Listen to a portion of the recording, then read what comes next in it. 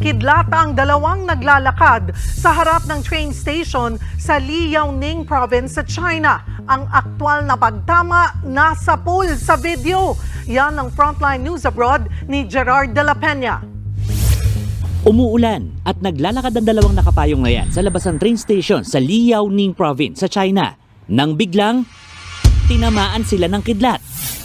Sa malapitang kuha, makikitang gumuhit ang kidlat diretso sa dalawang naglalakad. Bagsak sa kalsada ang mga biktima. Pareho silang hindi kaagad nakagalaw at nakabangon. To the rescue naman ang mga staff ng train station. Nadatnan nilang duguan ng isa.